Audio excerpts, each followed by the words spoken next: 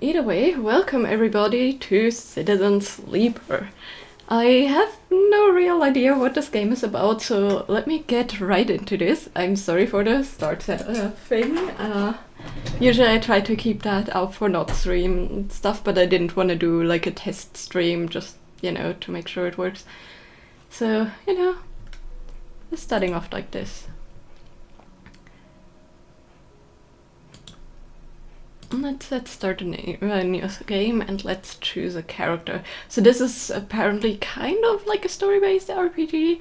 I don't know if like the story actually has an ending or if it's like a, open RPG or something. We shall see. Operator works with drones and high-precision remote machines to perform complex tasks from a distance.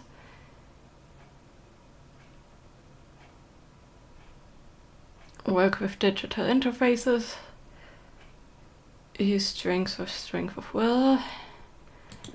Zero intuition, I don't like that. Extractor, work on resource extraction, often hard vacuum environments. Sleepers assigned to extractor work are often confident, self-sufficient, and have high level of endurance. Now we have the machinist. Repairs and modifies automated systems used in industrial resource extraction. Sleepers assigned to machinist work are usually diligent, careful, and structured people. Work with machines and physical tools. But they also don't want to face the problem head on.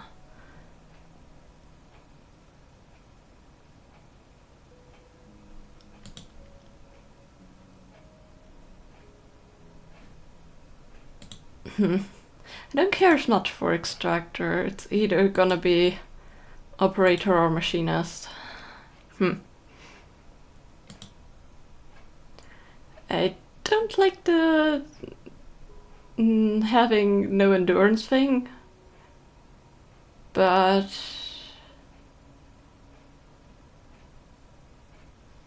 I kind of think this would actually be nice. Or do I want machinist? I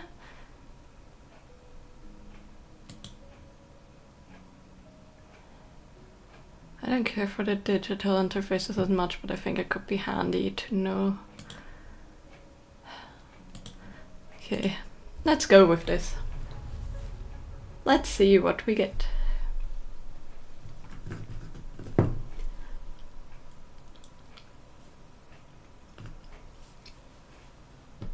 And yeah, I hope you all had a lovely weekend. Mine was certainly very productive and fun. The first thing you become aware of on waking is the disconnect, the delay between thinking and feeling, between wanting to act and acting. Minor, almost imperceptible, but always present. Unknown, where are you? It's at its worst when waking, when yourself has spent many dark hours recalling what it felt like to be real, to be a person, to be in a body that was indisputably yours. A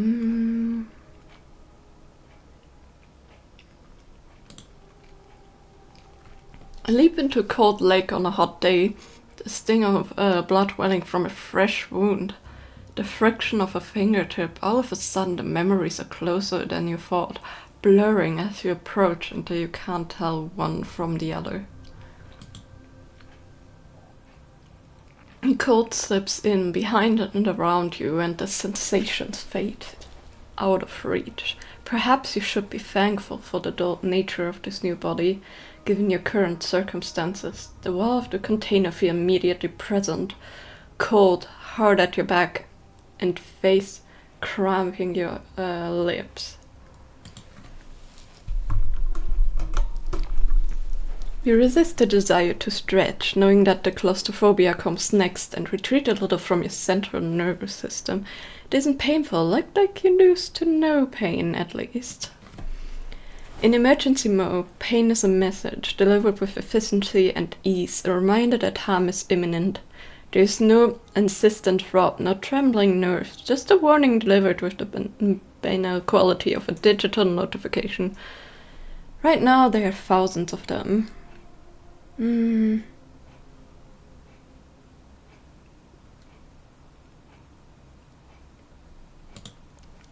remember there were 10 of you, 10 that could no longer stand the indenture work, the routines, the slow decay, 10 whose belief in their promised future was slowly dismantled day by day, until I realized they had sold away everything that they could and would ever matter.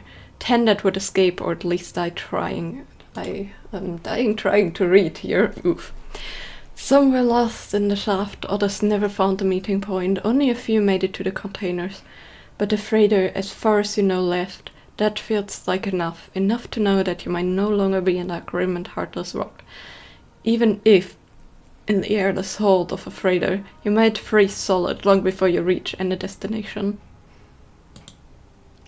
But you're restless. It has been a long time since you left. Surely weeks, maybe months. You're dully aware of damage to your legs, your right arm. You've been reserving energy as much as possible, but your body has still needed to shut down many of its systems to protect you. You've spent much of that time asleep, knowing that anything else would be impossible to endure. And sleep preserves energy. You feel the weight of that impossibly being together. It's time to sleep again, to nudge this false body into inducing delta waves into your emulated mind, and once again recoil into a dream of where you were once a person. Time passes, the cold creeps further in. You feel something. Warmth. Not true warmth, but the indication of its presence. Your joints release from the rigor, sound too. Everywhere, screeching and shimmering is allowed that your body ducks your hearing to protect its sensories. Then light, white as the cold, softer and softer until a haze of dirty yellow figure appears. You are out. Ooh. Okay, so it seems like we were fleeing from a place, and considering they said a hole on the meeting point and like some kind of raid movement, it seems like we were trapped in a mine or something, forced to work there. And we managed to escape. Dragos, pragmatic salvager, huh? It's been a few hours since Dragos pulled you from the container. You sit huddled in a corner of a scrapyard, swaddled in reflective folds of a mylar blanket. You are slowly coming back to conscience, back to life, and you stare at the ornately curving elements of an improvised heater. So you are surrounded by angular, incoherent lumps of chips, some corroded beyond recognition, others still carrying glassy wounds across their edges where the plasma arcs slice them apart. As you trace their shapes with fogged eyes, you hear a voice. So, sleeper, you all fought yet? Almost. Never seen one of you come in like this. New frames must have been perseverance in sub-zero vague. See more than a few of you frozen solid to whole plates or inside out locks on my time. They weren't so lucky. Dragos comes into focus, shrouded in makeshift tech. His headset with its glinting eyes make a mark of a drone operator. On his shoulders, one of his symbiotically linked drones perched. Its irising eyes look at you with an unflinching stare. That looks like weird finger limbs or like weird leg limbs. They look kind of funny, honestly. They almost remind me of like cow's legs in a weird way. But actually they like covered in fabric. Last living sleeper that came through this yard was a while ago. They didn't last long. You struggled to reach his expression beneath the tech, but he seems lost in memory for a moment, or perhaps she's just figuring out what to do with you.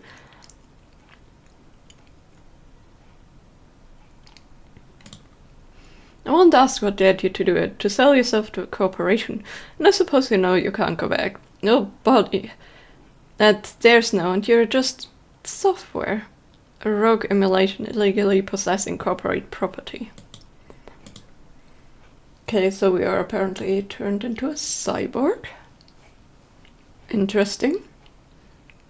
You nod along. You remember biometrically signing the forms, the cold floor in your feet as you padded to the sleeper cells, the promise of a life off-world. But as you do, you get the now familiar sensation that they aren't your memories. These are things you know, but not things you feel. You're no longer that person. You're an offshot, a copy. What you won't know is what's ahead. At least the last one didn't. There's no easy way to put it. That body of yours is falling apart. It's the same for any sleeper who makes it out. Esnarb wants to protect their property, but if they can't keep hold of you, well then no one can. You remember that too, or at least rumors of it from the other sleepers. Planned obsolescence. A built-in dependence on the regularly administered supplements that were part of your routine. Stop taking them and your body begins to shut down, separate from your emulated mind. How long has it been? How long do you have? But for now, sleeper, you are one of the lucky ones. Dragus glanced up, away towards the glassy dome of the yard. The eye is in the best place you could be. The eye is the best place you could be right now. The station you see soon enough. Dragus impatiently shifts his wake. Look, I got things to be getting on with. Then trails off. Here's an old freight container I've been using as a storage out in the stacks. We haven't been pulling in much valuable scrap these days, so you're welcome to it. Something wells up inside you, emotion, fatigue. You shakily get on your feet. Nuts. Alright, you head up there. You look like you need some rest. And with that, Dragus stalks back into the wrecks. His drone's already converging on a rusting hull. Plasma flashes silhouetting his spindly figure as he returns to work. Welcome to Erland's Eye. Life on the Eye runs in cycles, during which you can talk to characters, explore areas of the station and perform actions. At the end of each cycle you need to head to your current home to rest. Resting will move time forward on the station. Head to the empty container location to rest and end the cycle now. I feel like I have to sneeze. I forgot to put on the air filter and it has rained earlier, so my allergies are acting up a bit, so please excuse me. End the cycles. All cycles need to end. Rest and prepare for the next one. Okay. So it seems like we signed some kind of contract with that corporation and got transported, or mind got transported or copied into the body of a cyborg. And then we had to work for them, and now that we've escaped, our body is slowly gonna shut down, and we need to figure out a way to fix that.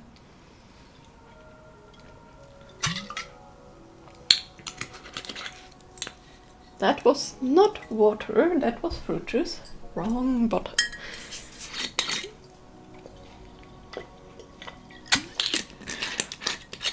Here we go. You wake curled up in a corner of the container and begin slowly assembling the world around you. After all this time you still find this body, the one you awaken now, strange and disjointed. Its message is readable, but somehow wrong. You sit up, pulling the mylar blanket closer against the cold. Here you are on this ruined station, millions of miles from anyone you know. Are you still in the system? Did any of the others make it out? It's impossible to know after all this. What matters? I'm gonna try to start to build a new life, I guess. Maybe you did get lucky, finding yourself here, maybe here on the edge of everything. There's a life for you to build, but before you can build anything, you need to learn to survive. Maybe if you can do that, you can make a life for yourself. Dragus has left a few comforts in the container, the mylar blanket, the bedroll you slept on, a canister of water, a makeshift electric stove, and some faded sachets of some desiccated powder. You found the powder start of the stove and begin to boil the water. The contents of the sachet smell like damp wood, and you sprinkle them into the liquid. As the pungent smell washes over you, images from your restless sleep come back to you. A ring, like the station, but skeletal and ghostly. A web of threads pulling at your skin. A constellation of bright polygonal shapes, like angular suns burning into your mind. Hello there, Benjamin. Nice to see you. Hope you had a good weekend. So far. There's something unpleasantly visceral about these images, and it's long after you finish drinking before they begin to fade. Tidy away the stove as best you can, and try to gather enough energy to greet the day. Okay. Your condition represents the current state of your artificial body. It depletes by one segment each cycle, but can also be damaged by violence, injury, or lack of food. If your condition bar empties, you will suffer a breakdown. You will have to figure out how to recover your condition. Now that you no longer have access to corporate pharmaceuticals that were keeping you alive. Okay, that's the condition. Then we have the action dice. At the start of each cycle, you roll your action dice. These dice can be used to perform actions on the station. The number of dice rolled is based on your current condition. The worse your condition, the fewer dice you have. Once you have used your dice, you cannot take any further actions and must rest to recover them, ending the current cycle. You also need to eat to survive. This is represented by your energy bar. You can refill your energy by eating, but first you have to find somewhere to get food. Your energy depletes by 2 segments each cycle. If it becomes empty, you will be starving. When starving, energy loss becomes condition loss, and your condition will also deplete double rate per cycle. Okay. I mean, it makes sense. Seems very D&D-esque. Okay. How about we leave the container? Dorcas is standing in the corridor when you close up the container. He's still wearing his headset, and in the harsh light of the corridor you realize it's implanted. A drone sits on his shoulder. The cache sensor eyes rapidly irising. How are you feeling?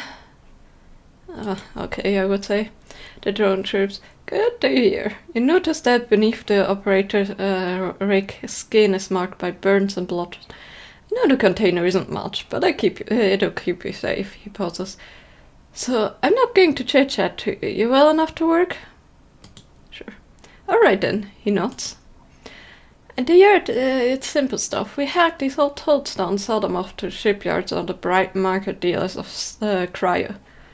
Occasionally we pull out some tech, some things with a bit more value, but most of what comes in is scrap. It's hard to find good hands here, but I figure as a sleeper you'll be used into the manual labor, and obviously slip you a few chits of commission based on what you turn up. These, he pulls out a handful of small metal bars. Yeah, well, cryo, isolated from the market. It's what we use for trade out here. He stuffed them back in a pocket. He shuffles his feet nervously.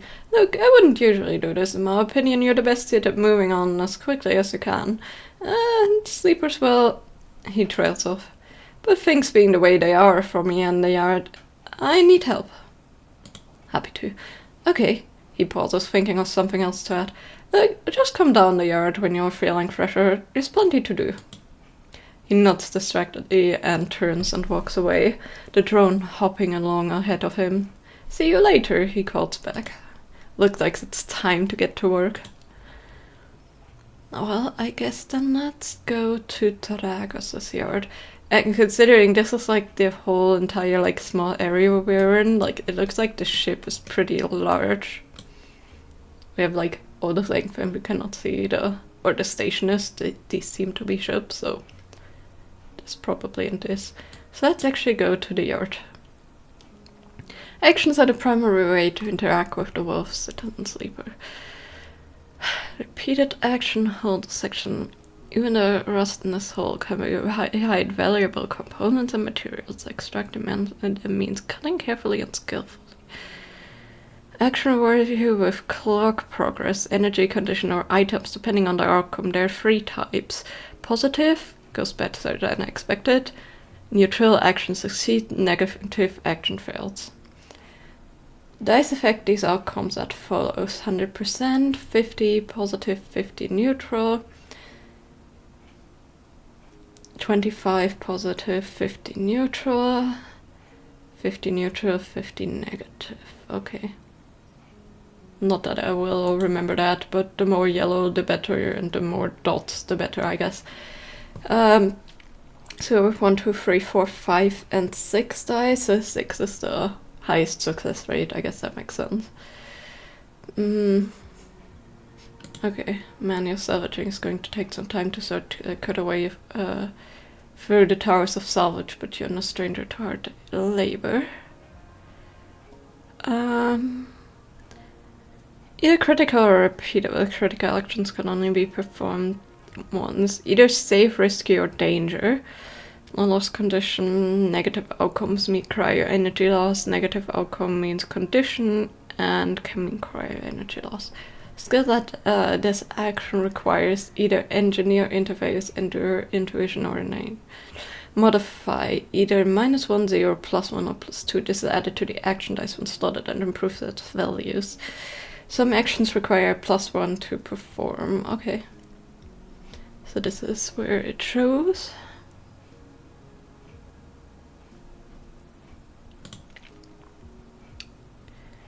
Let's input. Nah. Okay. Debt called in. Drag is tied up in something ugly. Okay, we have to input dice. Do you just like drag it here?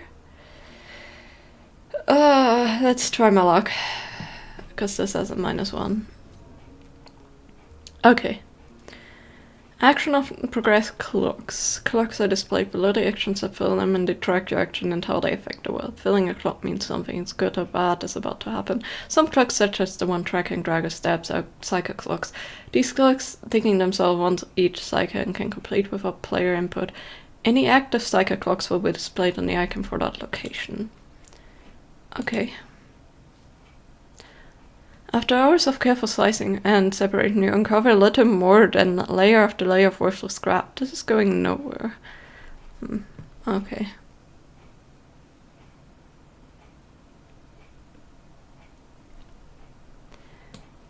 Let's try this. Not gonna be any, we don't have any good thing. Tutorial and navigation. As Citizen Sleeper, you will unlock drives as you discover more about yourself and the world. Drives guide you in pursuing specific objectives depending on which path you wish to take. You can track drives. Okay. Now free to explore, earn and die, and make a life yourself here. Try tracking a drive to help you survive. Look for food, keep your energy up, and wait to recover condition. For clocks to progress stories and find new opportunities. Remember to end cycle at your home when you are out of dice. Nah. Negative outcome. Ache from hammering away at scraps. And most of it crumbles into worthless rust. You call it a day early before you injure yourself. Okay,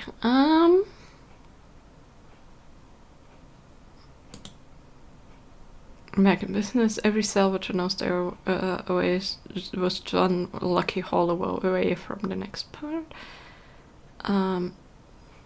Okay.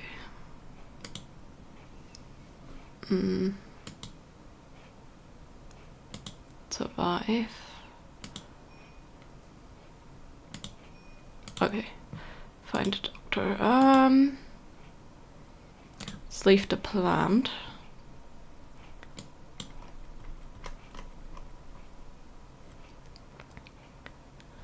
Have another construction yard. What else do we have? This is a bit awkward to navigate. Is there an easier way? No, you kind of have to scroll. Docksy, Rotunda Wet Docks. Old Dock Terminal. Rotunda Wet Docks. Bright Market, Bisley Open Market. Long Garden Passage into Low End. Let's go to the Bright Market since that seems to be marked.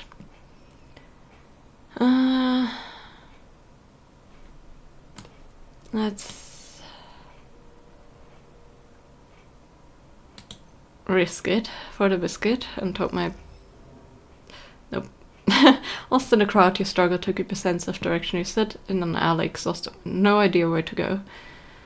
Ah, that sucks. No, I don't want to waste my... I would have loved to find a doctor, but I guess not with these conditions.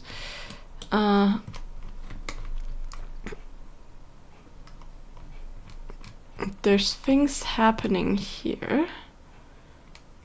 So, is there more than the shipyard? I mean, okay, this seems to be the end. This is a bit annoying. Is there like a way to like... No, not really. Okay, scrolling at this. Let's go to Dock C, like just a bit closer. Merchants willing to run the gauntlet of fail a system are rare, but those that do always return eventually. Okay.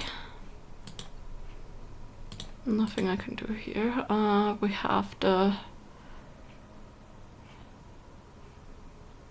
Explorer Rotunda filled with passageways and concourses leading to all kinds of docking barriers.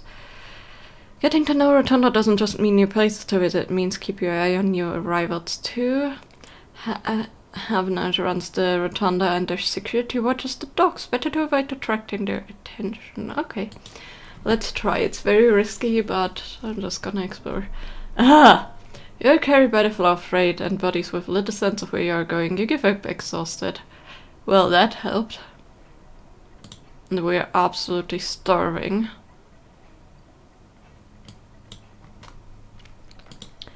Well, I need to go to home and end the cycle. I cannot make anything else.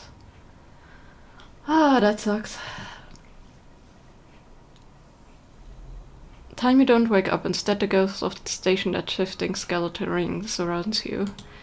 For a moment you're gone, absent from your own body, stretched out across colorless void. Then the connections begin to establish themselves. That's tugging on the edge of your mind. These threads become vectors of exchange and then tension as you feel your thoughts slipping away down them, dissolving into millions of distributed nodes that connect to you. You see the station, no, you feel the station like a web of textures in a smooth black liquid. Even though you have no eyes, no sight, you feel the map of the station.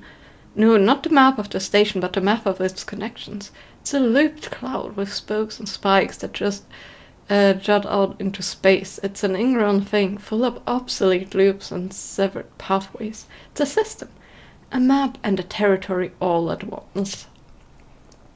You notice a tugging feeling pulling at you, insistently, as if you were a small child.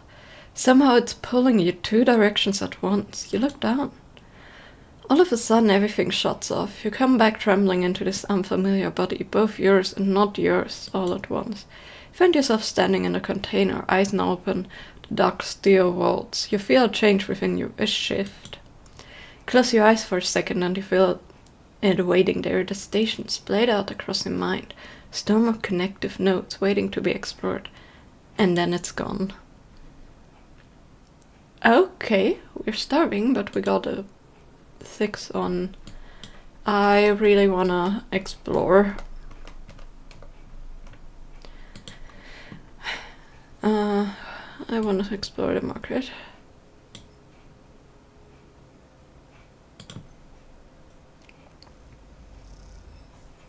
Neutral. You manage to follow the flow of people and you start to appreciate, even enjoying the chaotic layout of the market. Okay. That's nice. Let's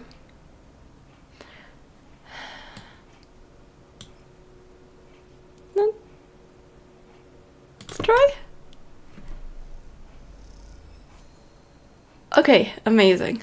A man corners you with endless stories about the eye. He asks for a donation and desperate to escape, you hand him some prior. Okay. We actually got a local knowledge here, so... The right market is the busiest part of the eye's lower rim. You can find anything and everything here.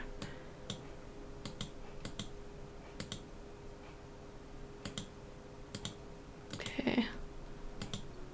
What does that do? Ah, Sabine, slum doctor. There we go. Next comes the call from the enforcer at the door. You shuffle down the flickering hallway towards the open apartment door. You keep your head down and your shoulders high in the queue, trying not to bring attention to yourself. You were thankful for the tip-off that the doctor was operating out of this place, but now that you're here, you aren't too sure. A gang of enforcers on the door, the flickering light strips, the decay and haplock, they have all made the long queue a test of your nerves. But your options are few, and without a supply of stabilizer, your body will... You suppress a shiver and shuffle forward to the front queue. You try to find something to distract yourself. You lean against the doorframe and look into the apartment. The entryway is dark. punctuated by the green indicators of stacks of sealed containers. You lean in and see amber light flickering through the far doorway, screened with plastic sheeting, beyond which blurred shapes move. The slap of the enforcer's palm against the doorway jerks you awake. "Wait, your turn," he growled. A few moments a figure pushes through the doorway. You catch a distant voice. "Send the next one in, Toshiro." The enforcer jerks his head. You slip inside, passing through the dark entryway and pushing through the plastic sheet at the far door. The room beyond is bathed in warm light. The floor-to-ceiling transparent panel gives a full view of the bright market-sealed roof and the bustling traffic above, and for a moment you are transfixed by the motion. "Come sit," calls a sharp voice, and you see a silhouette figure turned away, replacing the plastic sheeting over the frame of a simple folding bed. You make your way across the room. The figure turns. As they do, you see an expression of confusion flash across their features. They open their mouth as if to speak. They blink and then quickly regain their composure. "Please sit." They gesture to the bed and then turn to an open case of tools on the table.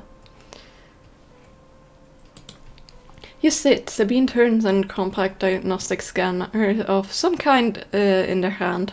They hold it to their eye. "Remain still, please." The tones clipped and businesslike. You stare ahead, still dazed from their expression when you first entered. Fear, recognition, sadness, unmistakably etched across their face. "How long have you been in this station?" I guess the scanner still on their eyes. A few cycles. They nod. "It's good you came to me," they set the diagnostic scanner on the table. "I'm going to start by assuming you don't know anything." They take your arm and roll up your sleeve, inspecting your synthetic skin. "Your body is dying," they say without ceremony, without drama, but not without empathy. As NARP doesn't like to see its proprietary technology get loose. "Are they Apple?" Sorry. To prevent bodies like yours, frames, as they call them, from being stolen, repurposed, or, in your case, escaping, they built in the process of so-called planned obsolescence. Frames decay rapidly when not regularly injected with stabilizer, one which Narp remains the sole producer of. They look up. "Sound familiar?" "Good, that may help." They swap your other arm, running some thin metal device over your skin. You feel your forearm tremble. "I'm sorry," Sabine says, and you're unsure if they mean for the cold touch of the metal or everything else. Emulations accuse sleepers, as most people know. You aren't classified as people in any of the surrogate systems. You have no rights, no status. They focus hard on the inspection of your arm, and SNARP has no reason to release stabilizer into the market. Sabine looks up as if to apologize again, but they stop themselves. "No later of this, it's used to you." They turn away, disassembling the metal instrument and cleaning it. Silence fills the room as Sabine works, and then the silence gives way to tension. Stare at their back, willing them to say something, anything. Sabine turns to face you. "I may be able to help." They sigh, and you see the darkness under their eyes. Hear the fatigue in their voice. They gesture to the door. "You saw Toshiro outside? He works for my benefactor, Yatagan. They're influential on the low end. They give me this space to work, run the door, and take the profits. At the same time, I have to fix up their enforcers, tend to their implants, so their wounds." They look away. "But Yatanga has connections, smugglers from the Starworld Belt, mercenaries working for the corporations on Amber. If they can source the stabilizer, maybe you have a better chance." Sabine sits down their side, their notes complete. This is dangerous, and it'd be expensive, but I think we can do it." "Why do you help me?" Sabine walks away to the window, their face wrapped by the shadows of passing drones. "Let's just see if this works first. I'll let you know when I have a lead." You nod and leave, Sabine still staring out unmoving. When you reach the lower level of the market, you look back up through the panels on the roof to see if you can see their face, but the room looks dark against the lights of the market. You duck your head and walk off into the crowd. Okay, so from one dependence to the next, huh?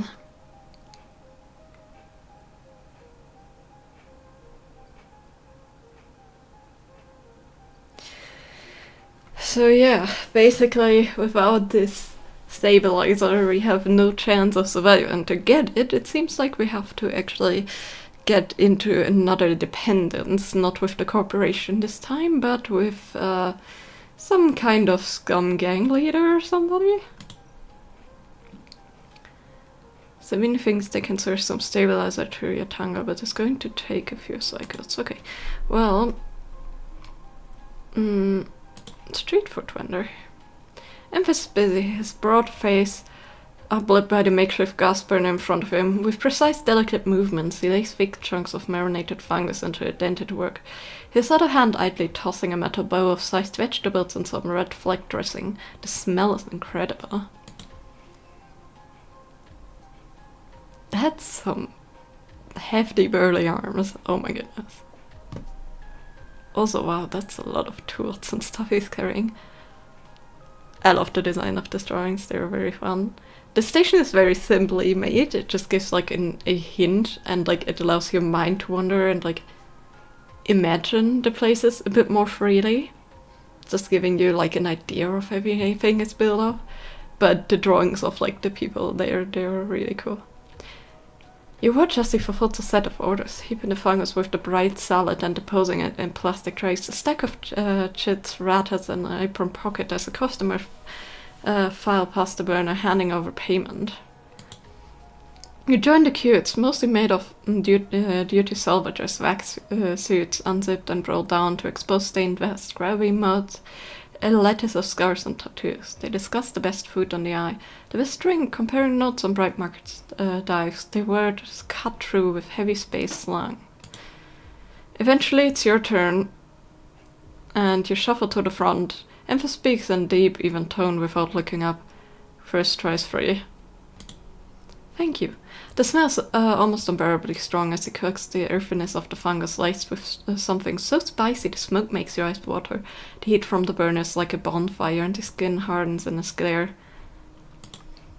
I know you sleepers, Empha says while he cooks, his voice deep but clear. A hard life, a lot of stories. He glances up beneath his cap with piercing eyes. I know.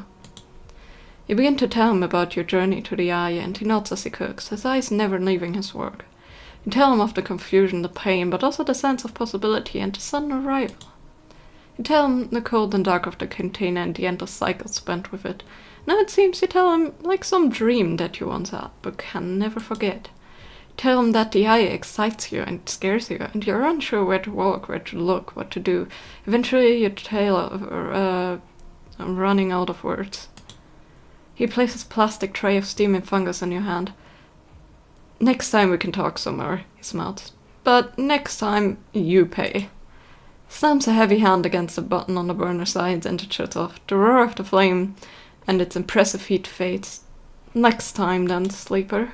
He waves you away and begins to oil the wok. Before you turn back to the alley, you notice the geometric patterns of circular scars across his forearm, each surrounded with a constellation of glint and pin marks. You walk away, and as you take a bite of the rich, spicy, delicately sweet fungus, your taste senses light up like a fusion reactor. You'll be back. Okay, so that was...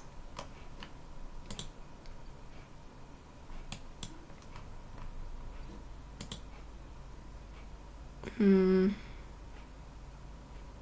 want to repay Drogos for what he did, so let's go... Not here, hold on. The scrolling thing, goodness, this one. The shipyard. Let's you do the whole dissection on full chance.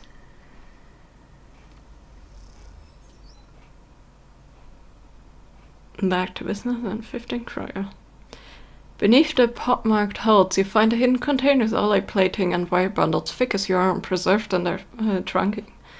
Okay, that's good. I want to try to help him more if I can, so, you know, I hope the Becca business is actually, like, finished before the debt called in. We have, like, 8 days for this, and just a bit of this, and we need, like, at least a little success for this. All materials assist the shipbuilder. Hint of connection, but you do have skills. If you can get the shipbuilder to notice, then you might be in. Only way yet to know the shippers is to work there, no tourists. Okay. Let's end the cycle. I guess the more actions you get and the better you feel, the more, you know, you start to feel better. Again, the skeletal rig of the station fills your mind. It sparkles with glittering lights, like stars reflected in a winter lake. It's clearer, crisper than before. The threads still pull, but you remain in place, flickering in the flow. Between the threads you see bright shapes, catches of shimmering light beneath transparent crystal forms. You follow the path of a thread across the ring. Through these forms they leap off into the void.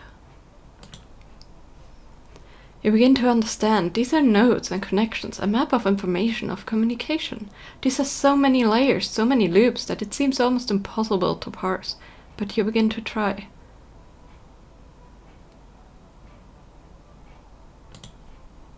There are more threads than you can count. You choose one that passes nearby and approach it. As you inspect it, you understand why you instinctively chose the word thread. When you first saw them, they are not single lines, but rough, fuzzy things woven from data strings of all kinds. The threads and nodes, passages and puzzle boxes, one leads to another. There's so much here. You may so many answers. So many questions. All you need to do is follow the paths and open the boxes. You look out across this ghost landscape of exchange and see an opportunity. But then that insistent tugging again, pulling at you. You look down again to see two lines, two threads pulling into different directions, as if they were tied around you. Let's go to the first. The first thread leads out, away from the station into the inky black. Someone out there is tracking you, hunting you, following the thread to you. They are in a ship, and the ship is approaching ever closer with each cycle. The second thread leads in, pulling deeper into the station. Your gaze follows it, and this time you see something, a sphere shimmering above a strange angular body. A pulse shoots out from it, passing over you like a torch beam, testing you, tasting you. Very concerning. You open your eyes, time is short. Someone out there is tracking you. Follow your trail, it won't be long before they arrive. Great. Okay, but we got a 6. Something has changed inside you. You can now access the data cloud of the eye, a network of decaying protocols and data caches. Well, there you can use dice and items to access systems and extract data, but be careful, these networks are old and strange. Okay. Let's see, the shipyard thing is okay. Again, I want to continue here. We need to wait for things to happen here. That takes 2 more cycles. Eating is good. Emphasize fungus. Oh, do I have to drag? Yep. Okay. Let's start the action. Okay, fungus violent energy. That is amazing. Hopefully that will give us a bit more after this day. Loaned gate. After some space has cost you some trouble, the loaned young have imposed a toll for entry. That is a high toll. Oh, we're not gonna pay it right now. Hardware exchange. We don't have any components. Flow of shits and components in the exchange is complex, but sharp and some tight trades can net you a good margin. No, I want to work a bit more and help out our new friend here a bit more. Dragos. Let's do this. Start on the holder section and get a bit more here, and then I want to do some manual salvage. We don't have much to endure, but negative outcome, but we got the cryo. This sucks, so I wanted, yeah. Okay, well, the negative endurance is a bit meh, but that's okay. We can always do the other action. I guess I should focus on that. And then for the shipyard,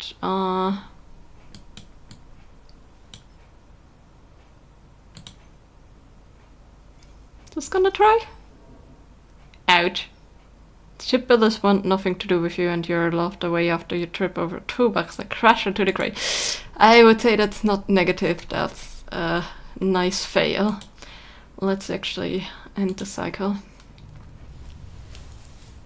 So yeah, I guess they're quite quick right now, because we need to wait for actions. And we need to roll our dice and ooh, that's a pain.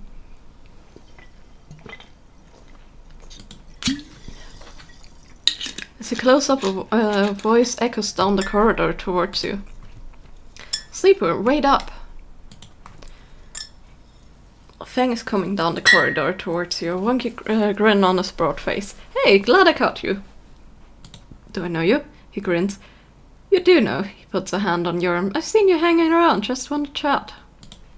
You staying at the thing? He nods back in the container, shaking his head. Rough, it can be hard to get a start on the eye. He looks away down the passage. What was it old Ireland said? The eye opens for us all? Nice idea, but, well, not always very practical. He glances back at you. We do our best, but it isn't easy. We?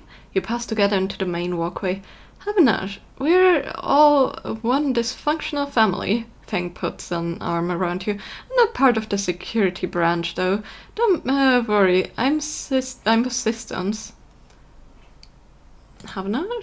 Think of us as an administrative association for the eye. Depending on who you talk to, we either emerged as a response to or a continuation of Andre Erland's original union. He smiles. Personally, I avoid the topic.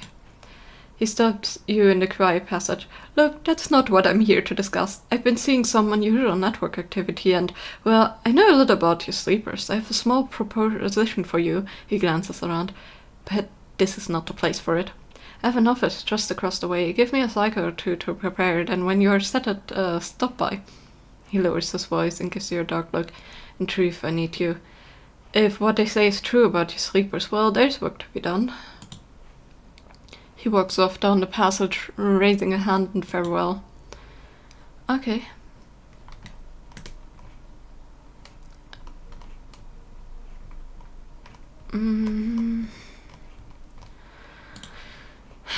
Let's continue here.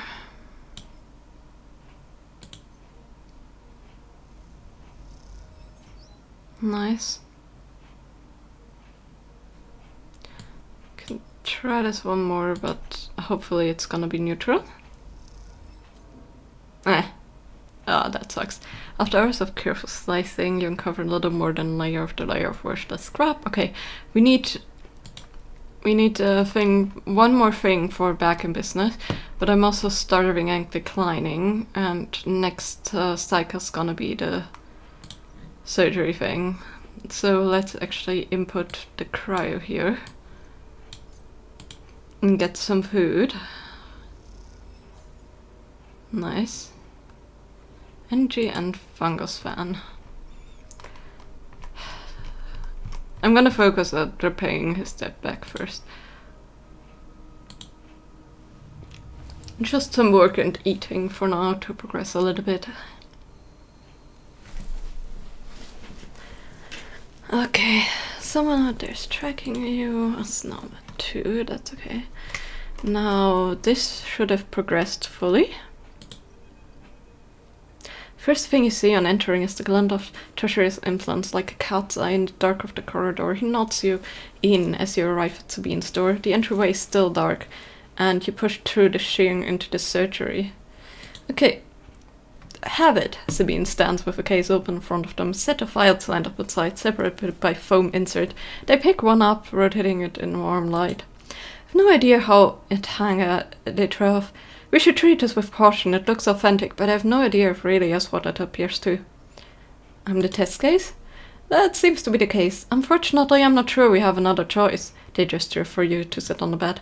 The stabilizer works under a similar principle to an immunosuppressant in a transplant operation, in that it stops your body from rejecting the unfamiliar part of itself.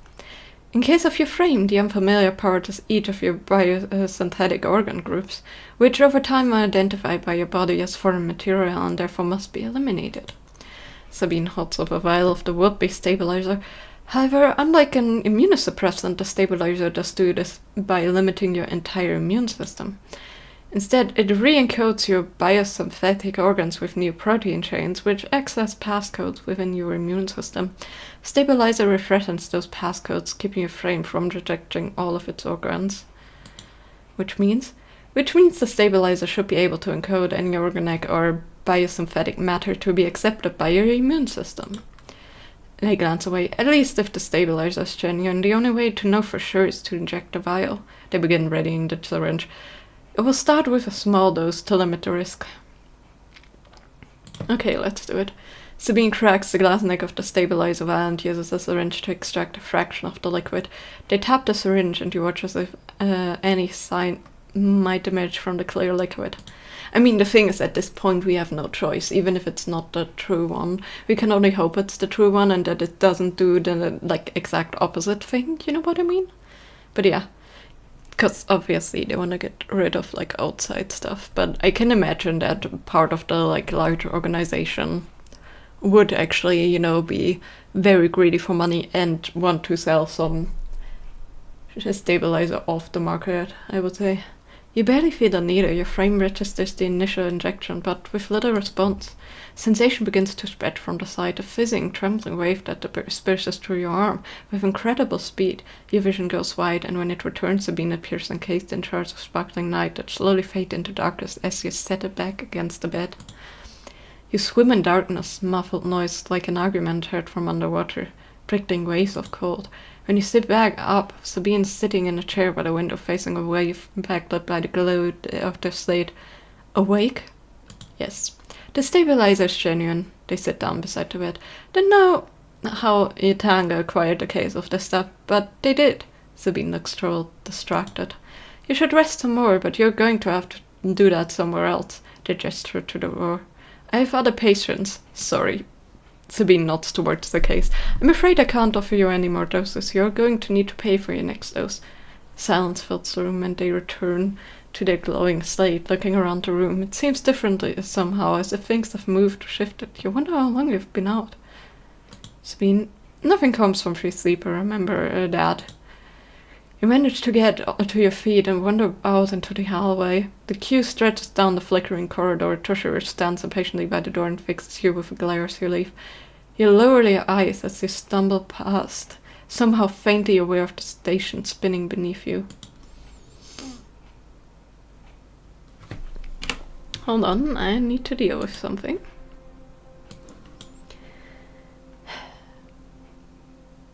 Ba-ba-ba. There we go. So yeah, now we can acquire the stabilizer if we need, but we are pretty stable. We do be a little bit more hungry though. But I think what I want to do is eat after work, so you have enough energy for stuff. Okay, let's go, oh. Okay, Sleeper thing catches your attention as you approach the Heaven-Notch building, leaning against the bay door to the side of the entrance. You approach. Easier to come in this way, security, all that. He gives you a look. You know, Sam's button on the bay cracks open, blinking lights in the dark behind it. You follow Feng inside. Truth be told, I don't spend much time upstairs. This is where I work. The door hisses and it closes behind you. The bay is filled with pieces of hardware all rigged up to generators and diagnostic slates, and things you don't recognize the glow of a blue screen light. There's a chorus of hums that blends into a single wave of statistics, filling the dark corners of the room. Feng leans on a server stack and gestures around. You like it? It's incredible. I mean, all that tech must be quite nice. He smiles quietly. I thought you'd say that. Taps a nearby server stack, which bleeps in response. This is my treasure trove, all dredged up from the sea of systems we call the Eye. You wouldn't believe that this place runs on. He steps over a towering block specked up a fence.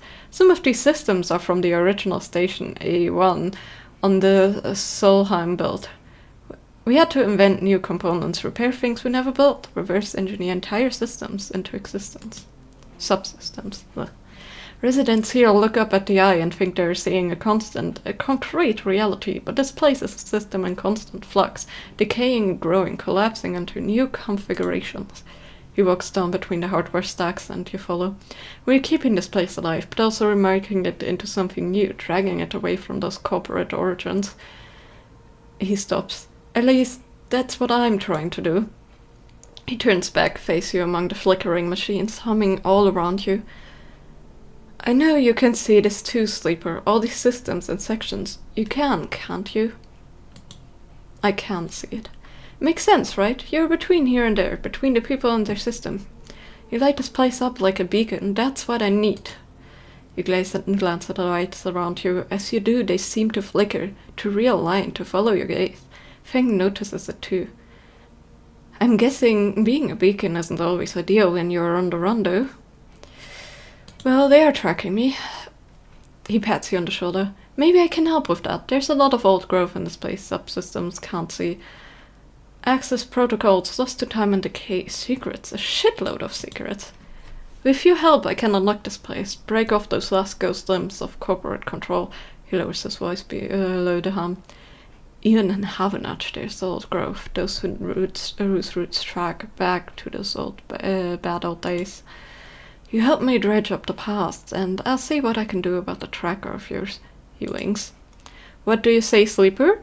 I'm in. That seems like a pretty good deal, and also, like, if I want to survive here, the idea of, like, helping the station, like, be rebuilt completely in a way seems pretty good, because right now, I don't know how I should say this, but it seems like lawlessness is pretty high here.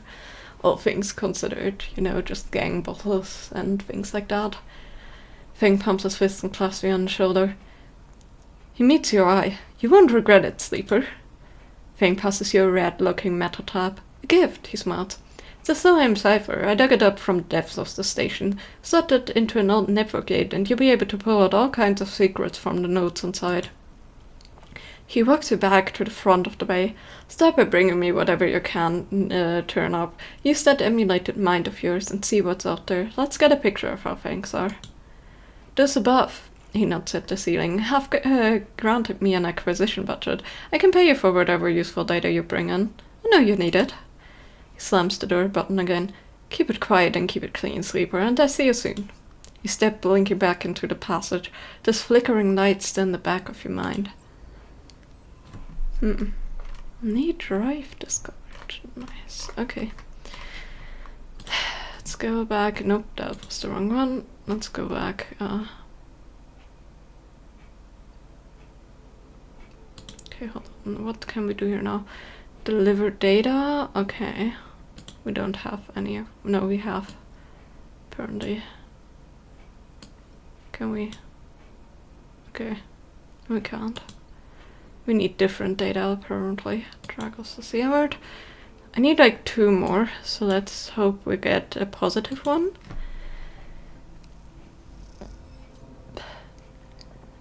Negative outcome. Okay, well, that's amazing. Hey, positive outcome, back in business. Every salvage knows they're always just one lucky haul away from the next payday. Okay. We need food before we do anything else. And we got a little bit of money to get that food, so let's do that. Muff stings as your sensorium sends warning signals over and over. This is good stuff. Okay, it's so spicy that we cannot hold it. 100, huh? We are stable right now. We don't need to stabilize right now, so that's good. But I don't know how quickly that will drop. Let's go here. You arrive into a bustling activity at the yard. Rappling lights flash across the vast dark shapes suspended below the dome. They flicker across scorched hull plates and bent structures, spilling from holes in a twisted shape. The cutter is huge and has been torn apart in some violent encounter. She's a beauty, isn't she? Dragus stands at the side, focused on the hulking ship as it's lowered into the yard. I should thank you. This place was on its last leg when you turned up, and now look at this. The ship descends slowly, and its interior visible through multiple hull breaches. You struggle to gather the same enthusiasm as Dragus for this monstrous craft. Can't help but think what became of its crew. What happened? What do you mean? He glances at you. I managed to convince our salvager friends to give it to me on credit. That's what happened. Credit? We may have done well, but we can't afford the down payment on this one. He pats you on the shoulder. Don't worry, we'll make it back once we chop its beauty up. You sigh, but Dragus doesn't seem to notice. The ship creaks like a calving iceberg as it reaches the base of the yard. Dragus is visibly excited. I know I said you shouldn't stick around, but I'm gonna need some help with this one. The drones start to crawl over the hole, their lights illuminating flashes of dented holes. Watching you wonder if you arrived in a similar fashion, locked inside that container, the wreck of the SNR freighter lowered into the yard like a corpse ready to be butchered? Or was the container delivered to Dragus on its own? A womb for your rebirth into the strange station, you shudder. Perhaps if you could learn something about the ship, you might be able to trace the path that led you to this yard. Dragus squeezes your shoulder. After these past cycles, I think we are up to it. What do you think? Do you see the fading name on the ship blazoned on the side? Winter Light. Let's do it. He claps you on the back. Glad to hear. Come back in a few and we can make a start. A real beauty, Dragus repeats, perhaps just to himself. You take one last look at the shattered ship as the drones start cutting and then slip out of the yard, feeling suddenly cold in the empty passage. Okay, we now have an upgrade point and we have drive. Character and upgrades. You completed your first drive. Each drive completed unlocks an upgrade point to spend on upgrading your character. Operator, huh?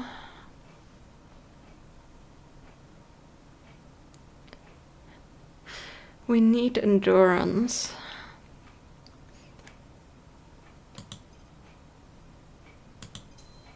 So we make this to 0.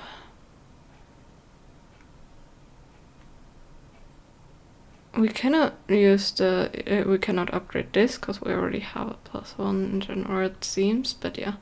Agent knows give double data rewards. Okay. And that's 2 and 3 upgrade points, and this is 1. Okay. Endurance should help later though.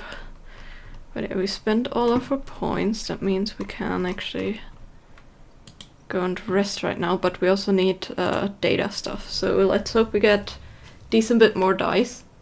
Rampardos, okay. That's an actual like Easter special, so let me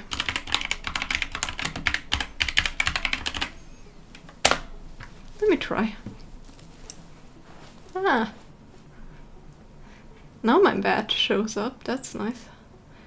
One thing I don't quite understand, no, that's actually okay. The badges don't show up here in the chat window. That's okay. Okay. We are pretty stable. Let's see what we can get from the eye. Let's access the node. Data actions allow you to extract data from networks. They work like dice actions, but in order to unlock them you must match your dice to the one displayed on the right of the action. If you have a +1 or +2 modifier the interface still, you will be given more possible dice to match. You can use any dice that matches the dice displayed. Okay. We have a 1 here, so let's...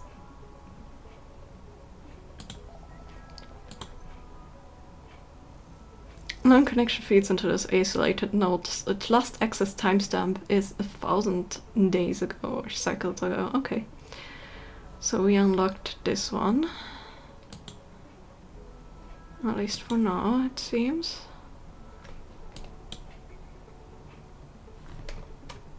You have a decent bit here. We have agents, we have gates, and we have Havanage.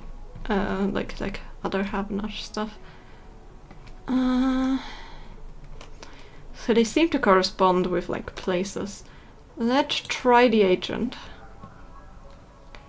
Nope, we don't have a 2 or 3. Let's just look which ones we can do right now. We need to sell some of these.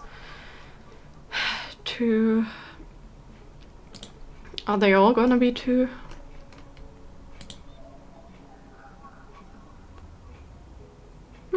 Okay, this is a gate, so we can put the cipher in. Let's do that. Svartsolheim cipher. With a squawk of noise, the old gate flips open, granting access.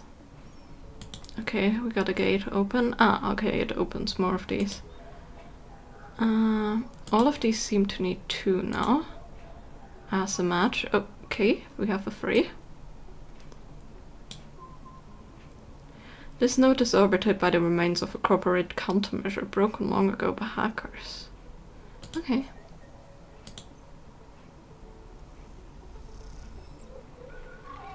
I have passcodes. Okay, I don't know what the keys do yet. As you drift back from the node, something latches onto your thread. Strung tight around you, that teeters you in place. It tastes. The voice makes you shiver. It's still somehow both distant and close behind your ear. You see a distant glint of light shut off, and then suddenly a shape is at your side. It stalks around you, circling like a shark, like a wolf. Entity unknown. A string gun processing. Please hold. Put in the Ascension Protocol? Hunter? The thread around you thickens until it's ring. A cylinder, a ton of light circles around you. It's blinding for a moment and then it's gone. As it fades, you see a figure, a creature in front of you. Its strange head flickers between different angles, reading you. What are you? The shape paces around you, like legs. True, there's no ground here to pace on. Entity identified. Origin 0 kilograms. The figure faces you expectantly. Sleeper, as an orb. Unknown. Known. The figure's strange head rotates. Bracker's signature off and not off. Attempting interface. As the figure speaks, more threads begin to spiral from its head. Thick. Snaking vines like ribbons that flex on wave. They approach with intent. Stop. The figure halts in its thread, its head twitching. Entity, your identity is unknown. We only seek to correct illegalities. Can you confirm your legal right to sentience? I'm a person. Incorrect. You're an entity. All at once, Hunter's head is directly in front of you, is blocking your vision. Stink of the taste, the one from the sealed dock. Hunter shimmers with fury. I will find access. I will interface. Sealed docks? An entity hides in the rotunda. You're its puppet. Hunter extends a razor-edged thread. I will not be diverted from my task. I close with murderous intent. Strike. You lash out with all your force. Not a physical strike, but a focusing spike of interference, leaping out like a tip of a spear. Hunter stumbles, shifts, separates. Wake up. You open your eyes, blinking back into the station light, shaking with fear. Okay, well, that doesn't seem too good.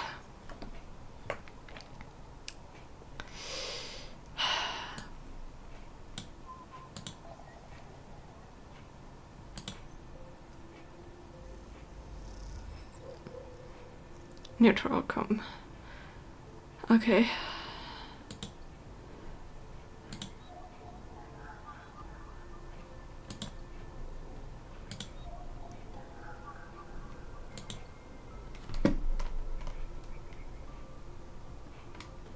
That was terrifying. So we know there's something about the dock that has something about sleepers, apparently. That is very interesting.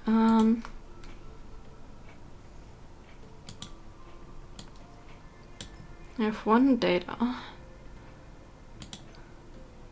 and 2 encrypted keys. Neutral outcome. Things light as the data is transferred over. He hands you a stack of hits and waves you off. Aging passcodes. Able to unlock the station's aging maglocks. Okay. Let's see what we can do at Draga's yard. What we can earn from it. Draga seems increasingly nervous about your presence in the yard. You're not sure if he's going to hold his nerve much longer. History or not, the ship is salvaged. As Draga always says, break it down, move it on. We have clutter salvage and forensic electro. Investigate the Vitellite meets picking through its system and structures with care. Won't pay, but you may find answers.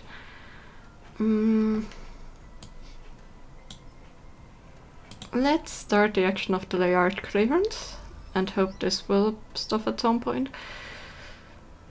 And then I want to do the winter lights research because I want to figure something out. Maybe we can. Okay, neutral, that's fine. And lastly, with the stuff we have, let's eat something. Scrap freight. Unload containers. And they will pay wage to anyone willing to help them, buy some scrap. Belt is corroded trash, but sometimes something valuable can be found. Okay. Let's see if we can get some neutral. Okay. We have some scrap here though. Maybe we can get something out of it. Neutral. And I want to fill this up.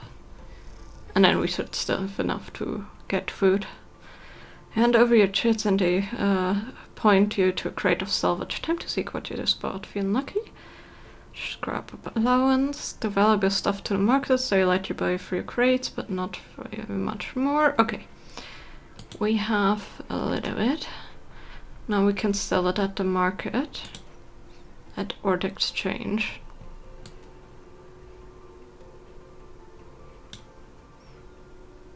Let's say components.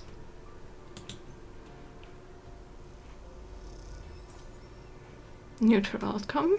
Okay. We didn't get much out of it. When we get more of a trusted trader, there's an old shipment fabrication stack in the back of the market, but only trusted traders get access to it. I guess we need it at some point, and I kind of want to get to that point. So we want 2 stacks and 1 shipment fragment. Could be reassemblable. We're gonna try that out later, but let's actually get some fungus. Fungus, yummy. Okay, Amphis doesn't trust people easily, but we love his stuff way too much. Sleeper, Amphis calls to you, a booming voice that echoes through the corridor. Tell me a story. He throws a handful of chopped mushrooms into his wok, the fire leaping up to meet the oil. I see you. Cycle and cycle out, but we never speak. Tell me a story. What kind? Any kind. He pauses to drizzle something from a plastic bottle into the wok. But one of yours. He looks up at you. Nothing stolen. You pause. The spice is rich in your nostrils, and think about the kind of story you'd like to tell Amphis. You look at Amphis, the listener, and imagine he has heard it all before. Perhaps he would enjoy a strange story, something with some spice. Tell him about my dreams. All the sleepers you tell Amphis had dreams. Some were simple memories left over from the immolation process that had become tangled up in their minds and would come out when they slept. It wasn't rare to hear a sleeper in the dorm scream or cry out in the night. But your dreams, those grey skeletal after images of systems and structures, of threads and patterns, weren't like the others. They weren't memories or nightmares, they were reflections of reality, distorted, yes, but somehow true. You learned back then to keep quiet about them, to let them flow through your mind like water. That was until now, until you arrived on this place. Now your dreams colonize your waking life. They slip behind your eyelids with every blink, and now you understand they aren't dreams at all, but some process of interfacing, of speaking, of living in another world that flows through this one like smoke through air. You tell him that you don't know if there's a reason for your dreams. Perhaps the reason is just some side effect or particular quality of the frame you inhabit. But whatever it is a gift, and you hope to make use of it. Empus finishes cooking and squints a little at you. Sleeper, he smiled. You're quite the storyteller. He eyes you, and you realize that he's trying to gauge how honest you have been in your story. Emphasis passes you a meal he has cooked, and you take it gratefully as you eat. He talks in natural exchange. Thank you, Sleeper. He looks around that emptying market. But my time's done for today, and I do not want to keep you longer, so I will make a proposal.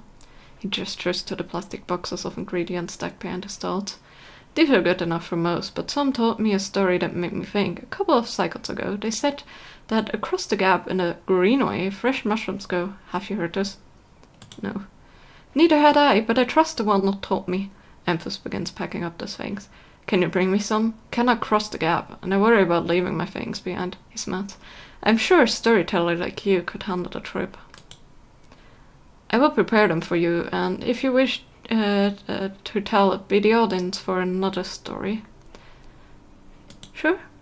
Good, booms Emphas. Then I will wait for you to bring them. Emphas slides his walk away and straightens up. I will prepare a recipe then. Sleeper, good luck with your foraging. You turn away and walk back to the main market, the rich taste of Emphas food still lingering in your mouth. Stories for food, you think, a trait that seems more than fair. Actually, way more than fair. The problem is we need to pass the gap, huh?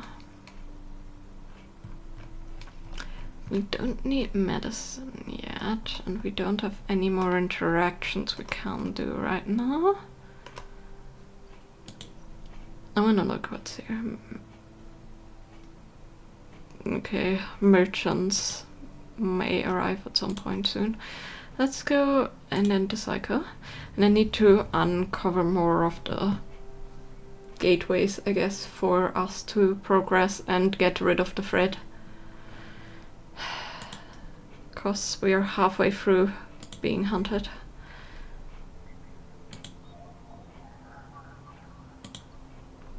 Okay, the triangles are the agents. Those don't help much.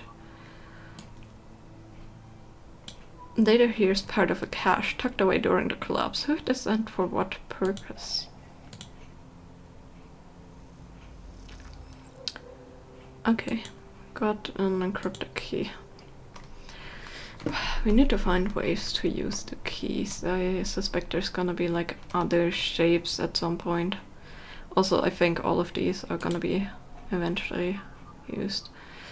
That's a 1 or a 3, and we don't have a 3 keynote. It's a 1 or a 2. It's a 1, 2,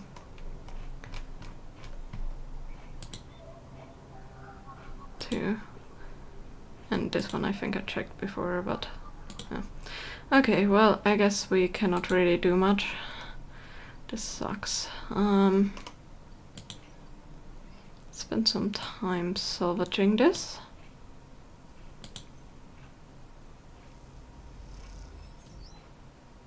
Nice. And I want to learn a bit more about my stuff.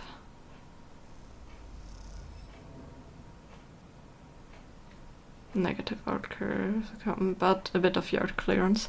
It's impossible to understand anything with the ship being salvaged as you look. Dragos gives you a disapproving look. Okay, that's okay.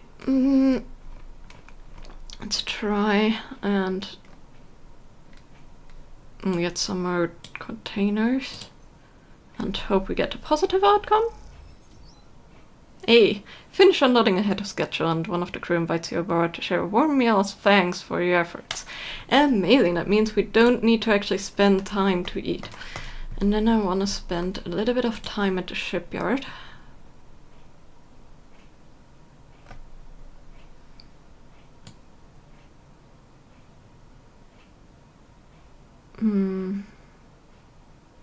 Let's gain favor by hauling material.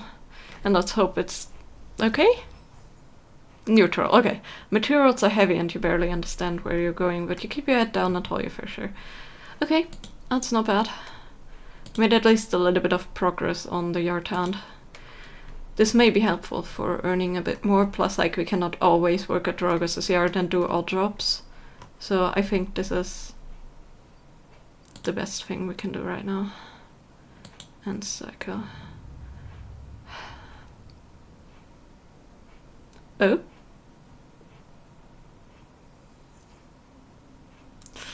Okay. 1s and 2s, that is particularly good.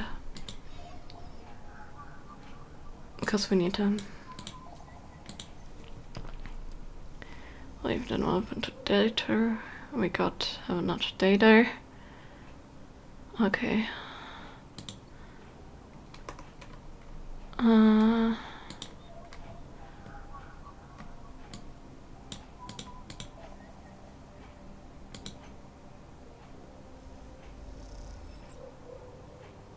contractor list from early days, the system's Palladium Rush.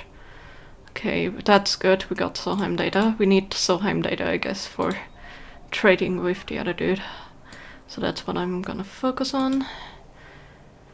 Solheim Daemon attempts to protect his nodes, squeaking out protective protocols like a mantra. Let's cry and break this. Neutral. Okay, I got the data though. And let's see, one of them, please be a 1, yes. This no pulses faintly as it mines cryo at a glacial pace, abandoned by the hacker that repurposed it.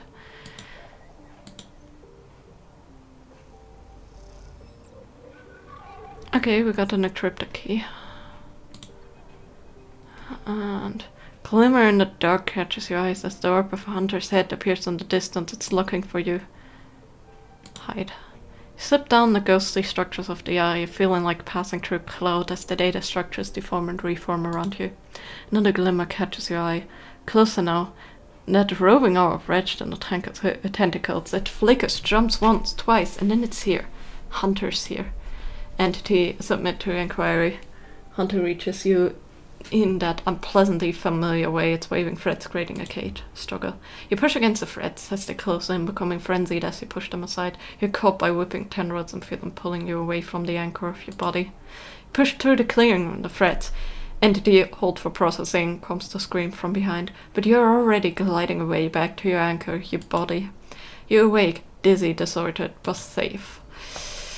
Okay, a bit too close for comfort, but I guess that's what we get here. Let's wake up.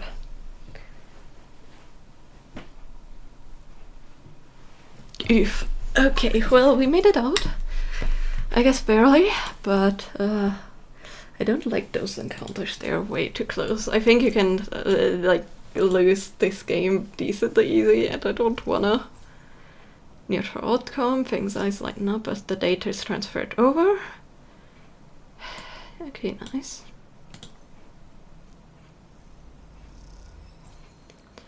And we have gotten that. Let's go back to Feng. So you enter the bay. Feng is nowhere to be seen. The banks of servers and machines blink out of the dark in staccato rhythms. Unseeing eyes of the station's digital ghosts. Shitheads! Feng's voice echoes from behind the stack, followed by the hammer of a fist on the metal casing. These sneaky shitheads! Who's sneaky? Sleeper! Feng's smiling head helps out from behind the stack. Just the emulated conscience. I've been eager to see. Come back here. You pick your way between the thrumming stacks, trying not to tip on the loose bundles of cables that blanket the dark floor. Feng sat in front of a set of monitors mounted to a stack. Tell me, Sleeper, what do you see here? Feng waves at the monitor to his side, glowing with plate lists of information. You lean closer, looking for the links and data. The tables seem to be filled with personal information, names, gender states, ID numbers, all the makers of institutional records. Shithead? Feng nods. Maybe not all of them, but what kind of shitheads? Probably Solheim. Bingo! He taps at the terminal. I pulled these from the old data you brought on. All employees of the Eye's original owners, and he leans past you and scrolls the list down. This one. This is a sneaky shithead. Slaps at the screen with a finger. The name reads Hardy Hurst. Friend of yours? Feng gives you a sideways look. Funny you should say that, Sleeper. Drax stood beside him and motioned to sit. There just happens to be a Hurst in Havanash. He waits for your reaction. In Havanash? That's it. It's right here on the station now. Feng leans back in his chair. Just think about it. Decades ago, Horden worked on the station as a... Feng leans across to look at the monitor. Senior Strategic Operations Executive. Feng raises his eyebrows at you. Our Harn was keeping the money coming for Solheim. He defined priority growth initiatives by making sure the extractors they contracted out to were hooked into a system that outsourced all the risk and kept the profit. Good old Harden shuttled thousands of Palladium Rush workers into an infrastructure which meant that their cut of the work they did went straight back to Solheim. Well, how do you know this? Also, that sounds very scummy. Grew up here, sleeper. This is my history. I'm a child of the collapse. Feng turns back to screen. Hold on. There we go. Staring hard at the strings of code flickering by. Before I was born, my parents were Solheim's contractors. They ate in Solheim canteens, worked on Solheim's ships. They breathed Solheim air and slept in Solheim's beds. Feng's voice rises as he speaks, his hands fist on the terminal edge. And the work that paid for that existence? Cycles of art extraction out on the belt. Solheim took their cut. This was a company town, so to speak, and my parents were just another in the long line of freelance contractors willing to risk their lives for a shot at anything other than poverty. Disposable. This guy, stabbing at Aiden once again with his finger, strategized all that, did the sums, and then somehow thousands and thousands of cycles later it's still going, still here, crawling in the walls like some shithead snake. He survived the revolution. But how? These guys? They were big time. There's a lot money can get you if you're a company man. Feng relaxes a little. But how's Harden still kicking? I really don't know. He turns to you and smiles. So we're going to find out. Harden's now a big shot in the shipyard. It's just a few degrees back around the eye from here. Feng brings up a map of the lower eye. Havenash might be born out of Ireland's revolutionary zeal, but a flat hierarchy is not.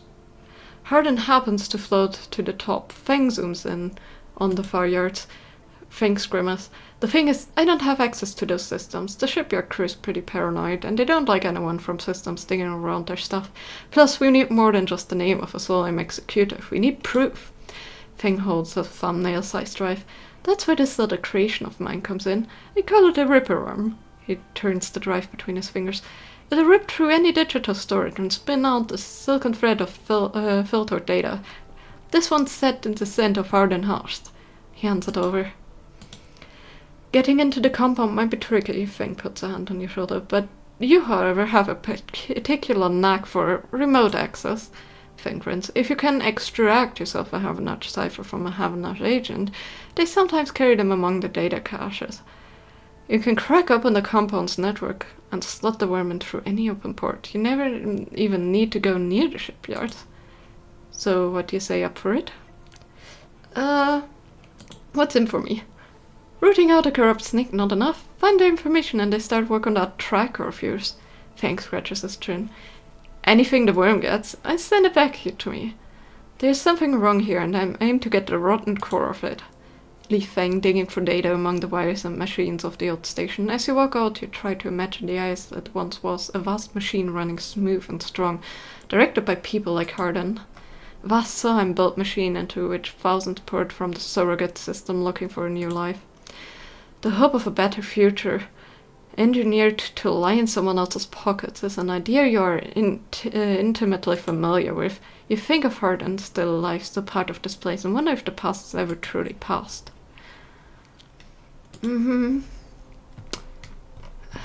Problem with that is we don't have any other access points here, so I guess we need to wait. I mean, we have those two, but I don't want to. I guess they said we need to find agents, but I doubt we have the points for any of these. Yep, no. 2 and 3, but we're 4. Okay, I guess let's just go.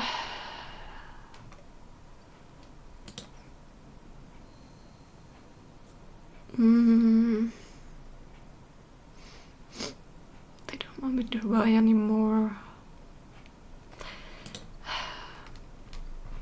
Fragrant ring would give me food, but I think going to the home materials is probably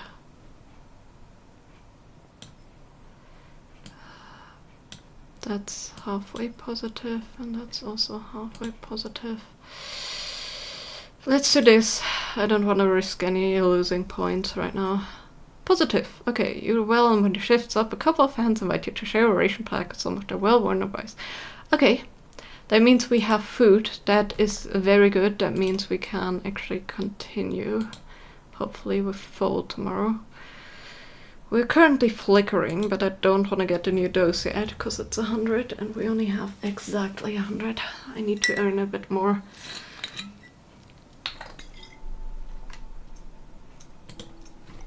Okay, we need to get our hands on stopping this, because this is very much so close. 2, 2.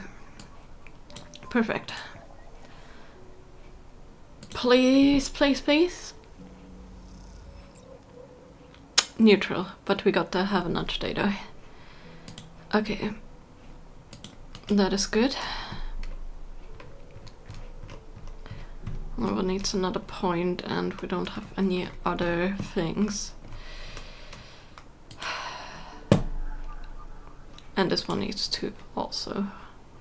Like, the large ones are nice for actions, the small ones you need for encoding, it seems. And we cannot go here, that sucks. That means we cannot actually use any of this.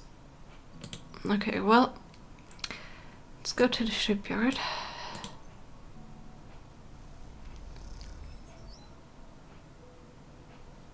Returned and energy. Let's do the risky action 100% to Sister Shipbuilder. You shadow a shipbuilder who's impressed when you know how to double seal hull plate. He subs you a tip at the end of the shift. Okay, how much do we have? Okay, I wanna save this up and actually go spin it at Dragos to do the salvage and hope it helps. Okay, nice. Wanna do the forensic trail. We cannot do this without like losing this, but yeah. History to discover. If you're curious, that's fine. We can take a bit of time off from this. Maybe spend a little bit on like the uncovering, but not much needed. We are flickering though, and we can afford the medicine, so and I want like this action to be, I guess you need this to fill to have the action. So let's input this and get the stabilizer. I don't want to overdo it, like I'm okay with only having 2. As you quickly leave the surgery, eager to be away from Toshira's glare, you notice something wrapped around the stabilizer well, clutching tightly on your hand. You open your hand and the thin film marked with holes and sigils unrolls from around the vial. At one end it has a hard metal strip, a handle. Inspect the film. Carving, I don't care too much, but...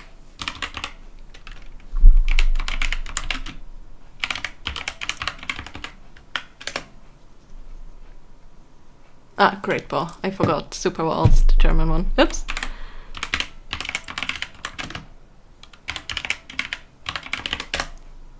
There we go. Inspect the handle. You hold a cloudy film upon the light. It's perforated with an ornate pattern of folds. You can make out words among the markings. Passkey. It's an entry key for somewhere. The metal handle is worn and pitted, but you can see a set of numbers imprinted onto it. 207-F, and then crudely scratched onto the handle at some later date, low end. For a moment you consider going back to the surgery to return the key, and then quickly think better of it. Did Sabine want you to have this? Or is Toshiro passing on a message? Time to head to the low end and find out.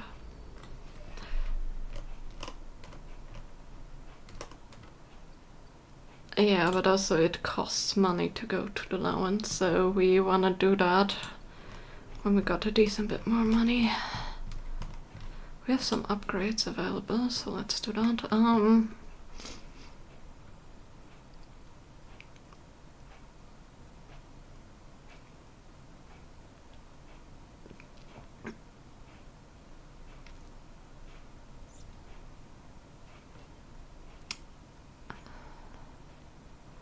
Random scrap item or engineer actions. Agent notes give double data rewards.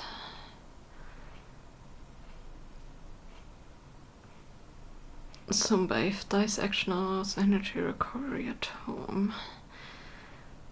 Display potential positive and negative outcomes.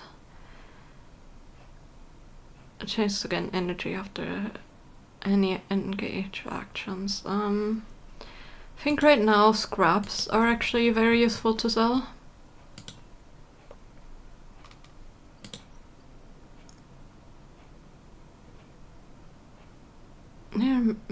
New and merchants know these fragments are overpriced, but I'm willing to admit it. You get a chance to see. Can buy 2, but I don't buy 2. Okay.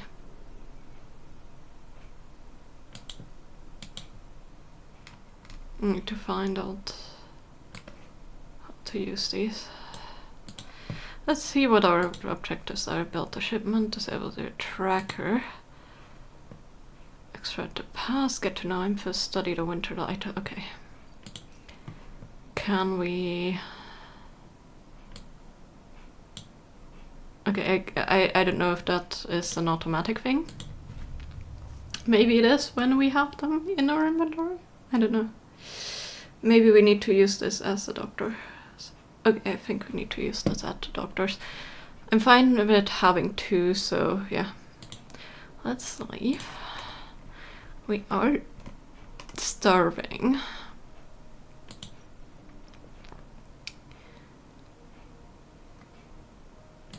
We don't have any salvage drops.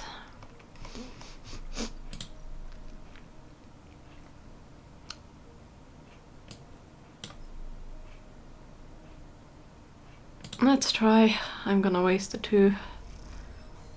Neutral, nice. Materials are heavy and you barely understand where you're going, but you keep your head down and continue. Okay, and we're starving, which means we're fading quicker. That's fine. I want to get some food.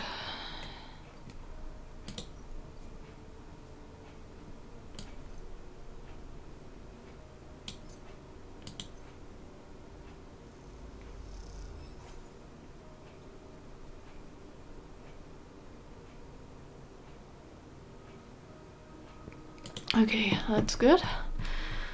Let's continue in the shipyard thing and then let's do the information searching on the winter ship. From the walkway, the side horizon looks impossibly vast, a landscape of plating and frames. All along her flanks, torches flicker, drones maneuver, arc lights glint. The sense of scale of industry is both stunning and strangely unsettling. From the walkway, hold on. She's quite beautiful, I think. Lemon Mina.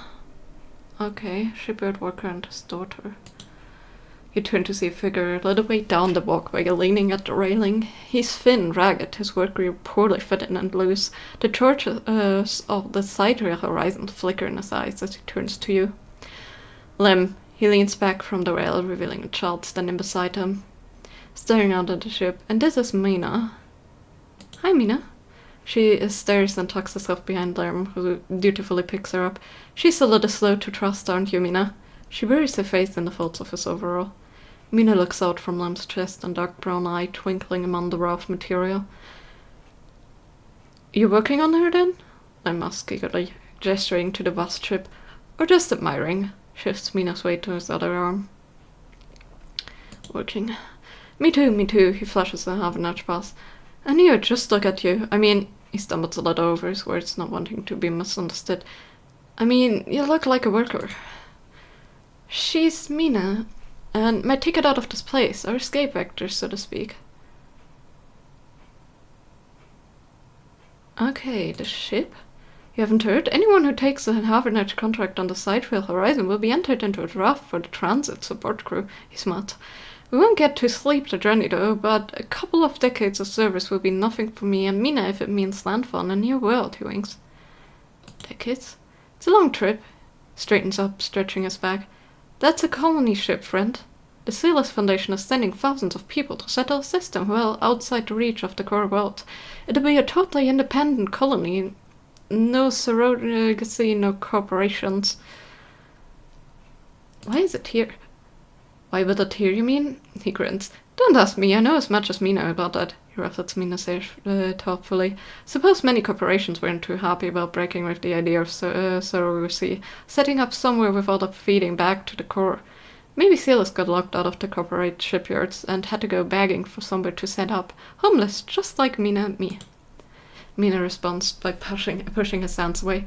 Daddy, she whispers. Food. Pulling in an exaggerated, grumpy face, she glances furtively at you as she plays with a set of dog tags that hang from Lamb's neck. I'm just chatting a little, Minnie. Give Daddy a sec. He turns back to you and you suddenly notice how tired he looks. I'm not to have an Ash crew yet, but I'll work my way in. You can do it too, friend. We have to stick together. He smiles a little shakily. You wonder how long he's been working to break into the official shipyard crew. For sure. He looks out at the side horizon, as if trying to pull energy from those flickering torches from the vast hull. We've gotten a holdout, okay? You aren't quite sure if he's talking to you. That's how it works. While he stares out, Mina catches your eye curiously. You agree, Mina? She straightens up and meets your eyes. Daddy lost me, she says, stubbornly daring you to question her. Lamb smiles and lifts Mina. That's it, we'll hold on. He smiles sheepishly at you. We're just a couple of softies, isn't that right, Mina? He said to Dawn, standing by his side, and she clings to his leg. Gotta go feed this one, he pats her back. Maybe see you on the shift, huh? Turns and they walk down the walkway away from the shipyard. You see them talking, and then a moment later Mina turns around and stops. See you, robot! Her shouts echo down the walkway, and she flashes you a parting smile before running to catch up with them. You watch them a little before you turn back to the impossible scale of the sidereal horizon. A ticket out. Okay.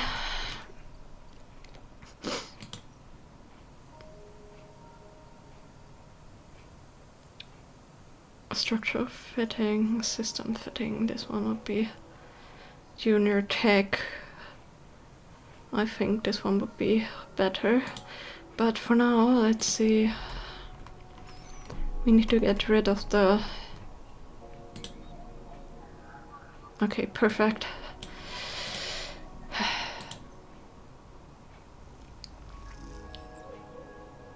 Neutral. Okay.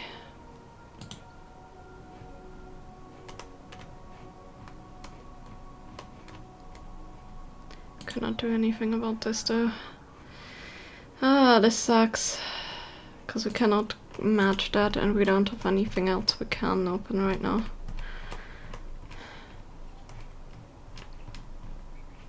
Oh, I'm blind. We're supposed to do this, huh? This gate keeps traffic out the Havana shipyard's internal network. The correct cipher can grant you access.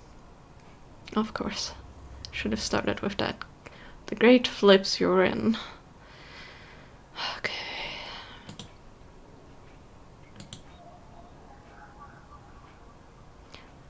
An open port sits waiting for you to slot a repair room. What will you find there? Let's see. I'm just very blind and missing that. The worm slots and then begins tunneling down the thread. Godspeed, little one. Okay, amazing. We don't have anything else we can do right here. I don't think the agents... No, they all have it, but... Okay. That should help us. Thanks, Bay. Thanks for promise installed, but it will take a few cycles. Frick. This is very bad. We have only one cycle left until they find us. Oh, shit.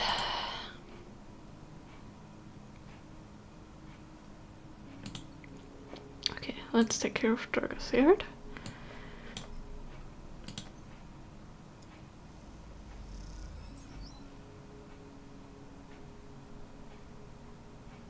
Discover hidden compartment with spare components and backup data storage. This has to contain something of use. Okay. Negative will clear the yard, so that will finish this. Yep, we're fucked. Okay, well, we couldn't find anything. Well, we cleared the yard. The final piece of the winter light sits neat piled waiting for the collection shuttle from Havana. Dragos has managed to sell the remaining pieces to the shipyards. In fact, that's hard to forget, as he has been telling you about it for the past 2 cycles, and that the remains of is for Havana to collect. You look around the yard, transformed from when you first arrived. The mostly repaired drones flip back and forth, no longer buzzing unevenly or lost in dark corners. A discrepant section sorted the system that you and Dragos have put into place over the past cycles, paying off. So look, you notice the glow of pale light from the office by the entrance, that rundown cab of a building which houses all the records and spare equipment. Dragos must be inside, and you get your feet, you walk over to find out when the shipyard collection crew will be here. Sleeper, come in. You swing open the door and walk in. Dragos sitting at the small metal desk. The shipyard told me they'd be here soon. Then they hand over the chits and we're set. He writes something with a stylus on the slate and shuts it off. Of course we should talk about the bonus. He stands and looks to face you. His face placid. Look, I don't know when the next job's coming in, but this should tide you over for now. He opens the center of a real stack of shit. What's going on here? Said it's a bonus. Take it. Dragos presses the shits into your hand. I've done well by you, and you've returned the favor. He straightens up and clears his throat, and you realize he's prepared what he's about to say. These chits are for you to take and do what you will with them. They're from me. And they're the last I'm gonna give you. He pauses. There's no more work for Sleeper in this yard. He folds his arm. I'm sorry, but that's it. You stay in the container as long as you need, but the yard's done with you. He turns away to his terminal. What do you mean? Don't press me, Sleeper. This is for your own good. Glassy aperture on Dragon's headset betray no emotions. You need to stay away, Sleeper. He pauses, considering his words. Trouble's going to follow you here. Trust me. What do you know? Dragos kicks at the floor, frustrated with himself. I'll not be saying any more, Sleeper. Dragos suddenly grabs you by the shoulder and drags you out of the office into the yard. He turns you to face a stack of pieces from the winter light dissector, cut down totally unrecognizable as the shit. You came through that, Sleeper. That should have been you, chopped and stacked. His hands tremble on your shoulder. That is what happens here. We cut down broken machines and moved them out. Well, I didn't cut you down, but I'm sure as hell moving you on. Moving you on before whoever killed that ship out there comes to kill me. Kill you? Kill both of us, he shakes his head. These ships, they didn't get decommissioned. They didn't break down on dry dock. You think they looked like that if they did? Someone ended them. That means someone tried to end you, Sleeper, and I'm done waiting for them to turn up. We had our fun, now it's time. He gives you a little shove. Go on, he turns and walks back to the office. That's it, he shouts and goes inside. Silence hangs in the air and you leave with your pockets filled with clinging chins and a strangely hollow feeling in your chest. He do be right, considering... Yeah, try failed, considering that shield on her.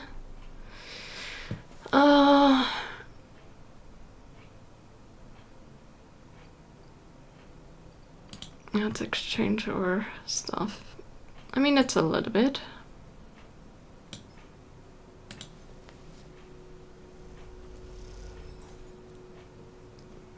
Okay, neutral. Oh, we do get to trust the trader soon. You have enough for here.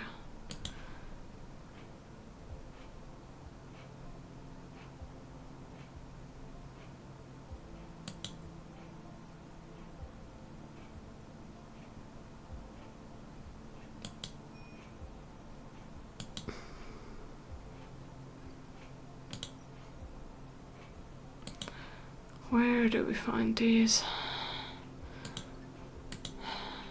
Fair talk of a fabricator owned by the order exchange with what new fragments you could build a ship mine core.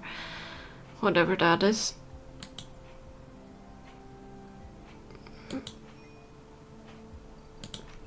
Okay. How do you use the stabilizer?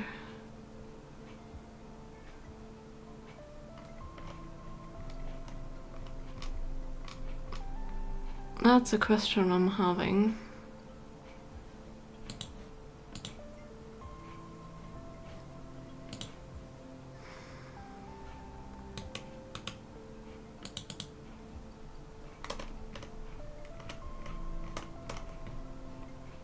Like, it won't make sense to go here and use it, but we can acquire them. But we cannot actually use them here. Passkey for an apartment.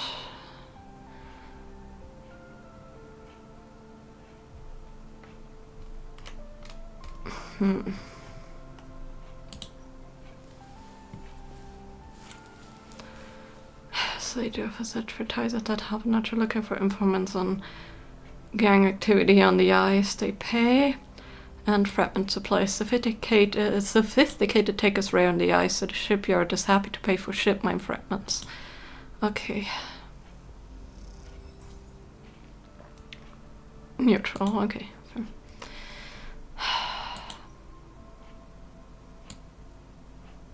Ah, there we go. I'm just apparently blind. Let's fill this up. And let's end the cycle.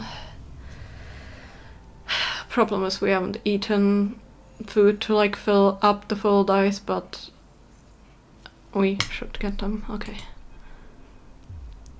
Oh, there's Sleeper. Comes a voice from behind. Don't you run.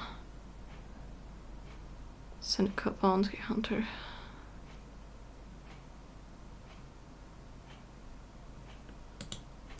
Good, good. A hand pats your coat down. You know your master's voice. Ethan spins you around. He's wearing a white smirk and a slick jacket as you immediately know he's a terrible news. Got all the way out here and then stay put? He does a cruel laugh. That's a Sleeper thing. You're my first. You barely hear him. You've noticed the handgun is leveled at your chest and it's hard to take your eyes off it.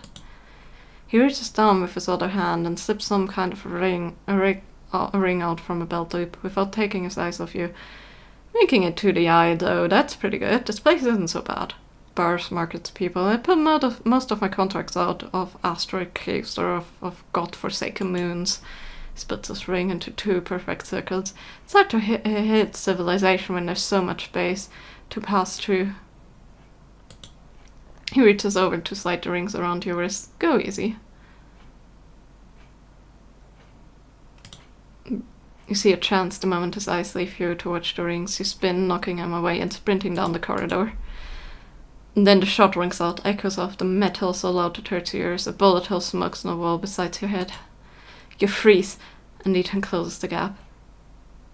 This is a very boring routine, trust me. I've seen it before. He slips the rings over your trembling wrist.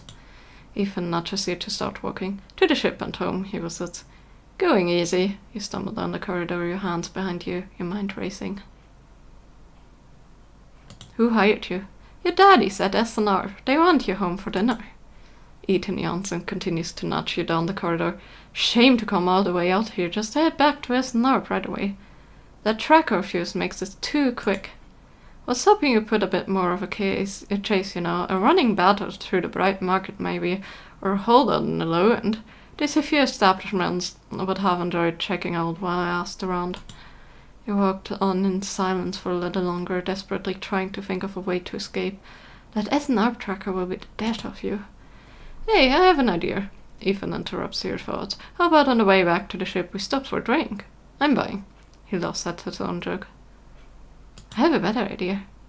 This better not be one of those where you do a dramatic pause and then you try to jump me, because I'm pretty tired of that. Although, muses Ethan, I've got myself thinking, what's the rush here?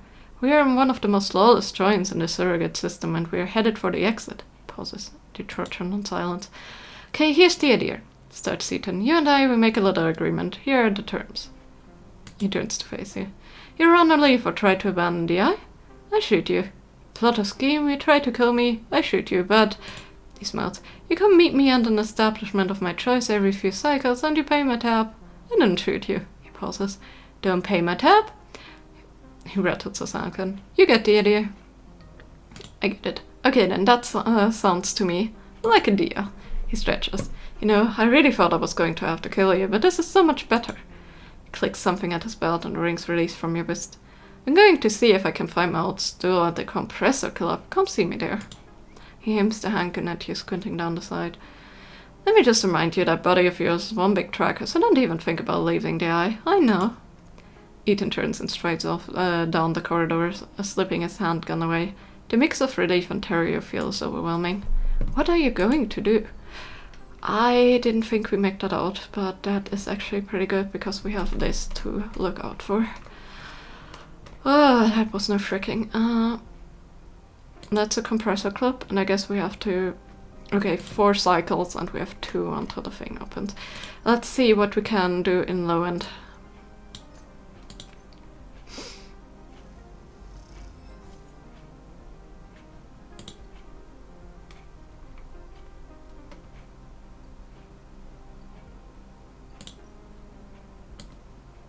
You find the entrance to the apartment at Pass K, a symbol obscure beneath layers of graffiti. Who lives here? Let's find out. The lock clunks open, the metal door swing inward through the dark. As you push the door open, the automatic lights flicker on inside the apartment. They reveal yellowing plastic panels, the curved shape of wall-mounted utility units, the dead threads of a ruined life arranged on every surface. You step inside, clicking the door shut behind. The amber light of the aging fixtures glaze everything with a pale orange. The work surface holds a variety of objects, indistinct in the dull lighting. Pale blue light drifts from a doorway at the end of the room. Smudges through the thin layer of dust suggest a recent rare and hurried visit. They trace a path to the water dispenser, the auto wash, then to a cabinet still half open. On the shelf sits an empty pill case. Across the cramped utility room with its auto wash, dispenser, water closet, towards the doorway. Through the doorway it's dark. A warm room, lit only by the faint glow of a terminal screen. Bunk is tucked into the wall, the blankets ruffled, the wall desk glitters with rows of vials and containers. A briefcase lab sits open, loaded with rows of reagents and compounds you don't recognize. In comparison, this room is clean, ordered, controlled. As you approach, there is a cracker from somewhere in the dark. Sleeper, Sabine's voice shakingly echoes through the apartment. Welcome to my home. I'm sorry I can't be here. I have had to make alternate arrangements. Hear a rattling noise static. I was able to record this message, but I don't dare to show my face. Something is happening with Yatanga. I no longer trust him. The voice becomes distant, slipping behind the background noise. I have something to ask of you. I want you to get me out. Yatanga were supposed to hide me, to protect me. After everything happened, I was desperate, and then after that, I was too tired to care. A noise like waves passes over the recording. But I'm done with them now. I want out. Screw the debt. But I need insurance, something I can hold against them. I have my suspicions, but I can't be sure. Need information, and as you know, you need me. Pause, something clicking in the dark. This isn't a threat. You have to understand my position here. Another pause. I know sleepers. I have been here before. I can help you, but not with Yatanga's nose around my neck. Get me data, get me information, get me something that I can use against Yatanga. Then I can get out, and you can get what you need. Please. Waste of static cut into Sabine's voice. Bring it here to my terminal. I get to it when I can. You look around the tiny room and try to imagine Sabine's living here, working at the desk, sleeping in the bunk, blinking into the terminal in the dark. The recording cuts to static, filling the room with its white hiss, then silence. Access the terminal. You sit in front of the humming terminal and hit a few keys. Sabine has left an access port open, but the rest is encrypted, locked away behind passcodes. It seems Sabine might not trust you as much as they want you to think. Who does Sabine need to hide from, and what debt do they owe to Yatanga? You try to assemble the pieces, but too many are missing. The only thing you know is that without stabilizer, your body will die. You glance at the briefcase lab on the desk, its glassware glinting in the dark. Turn away and leave the door clanking shut behind you. Back in the corridor, you notice a scrawled graffiti of Blade on an opposite wall. Yatanga. You feel yourself being drawn into something you don't quite understand. Is there any action? Okay, no, we don't have. We need to hack him, okay. And then we have the discovering the low end. Block maintenance. Maintenance by the residents in the ramshackle blocks are always needed of repairs. Helping out is a good way to make friends. Clack of filter caps can be heard in every concourse in the low end as the residents play rotating rounds of this game for cryo. I'm gonna start some actions here.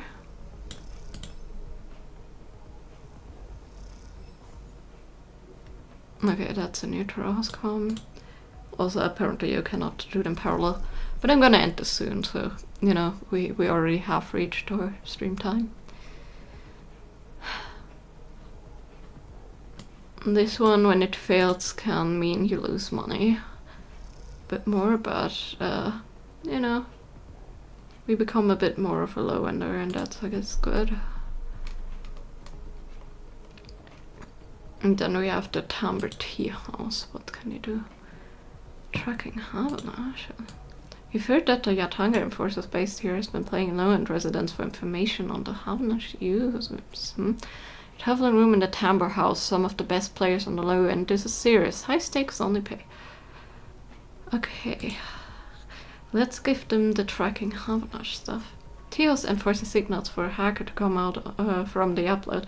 They as well as the data streams into their system.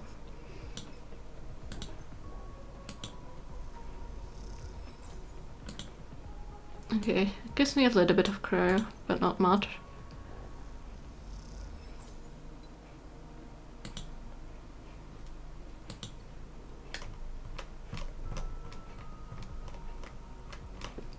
And then I kind of want to continue.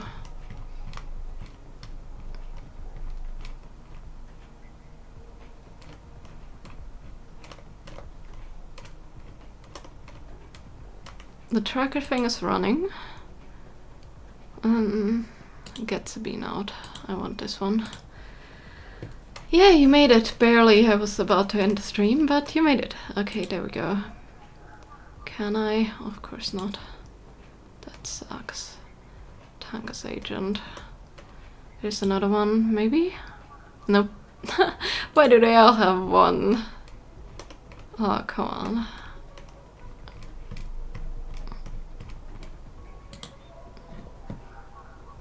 One. But yeah, nice to see you here. Welcome, Anthony. Hope your day was good. There's the two. Okay, let's do this one.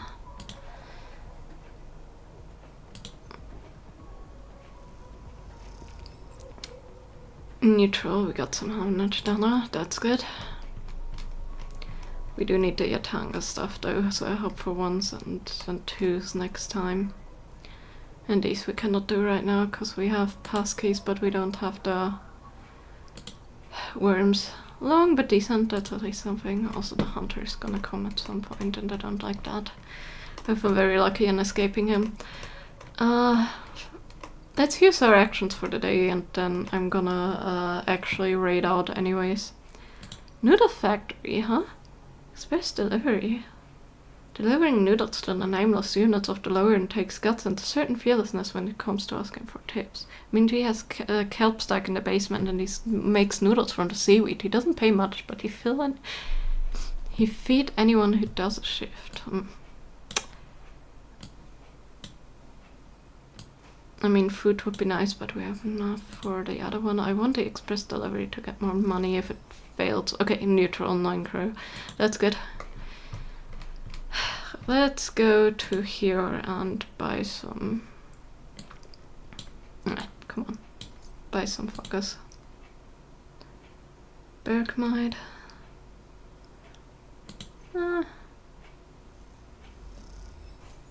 Okay. Got food, we got all that stuff. Technically that's the end of our day. So let's see, hold on. Can we... Is there like a... Time since last autosave, okay.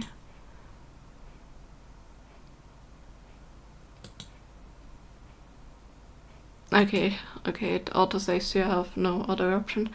But yeah, let's see who is rateable. Honestly, so far I'm actually quite enjoying the game, I have to say. Like it's a bit different than I thought it would be, but it's a lot of fun. I really love RPG games anyways. And you know, this is like very much so RPG. So yeah. Let's see who is rateable right now.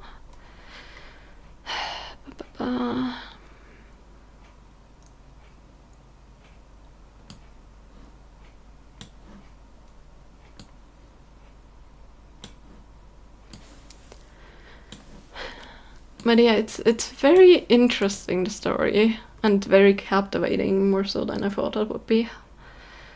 Okay, nope.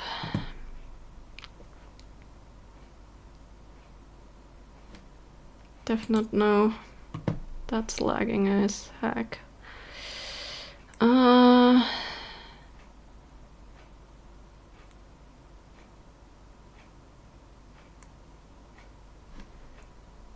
Okay.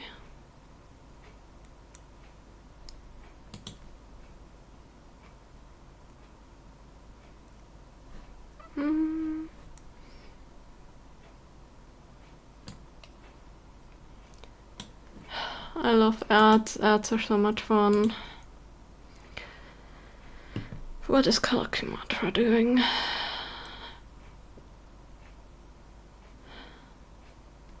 Playing Star Wars The Old Republic. Okay, that would be kind of fun to raid after. And then we have Rainy Day Ray, who's currently working on their Sinistry plush, and I think they're almost finished. But it looks amazing. What the heck? This looks so good. This is like a very great like crochet project that they did there. Oh my goodness, this is beautiful. Yeah, let's raid Rainy Day Rain. I think that would be a great option.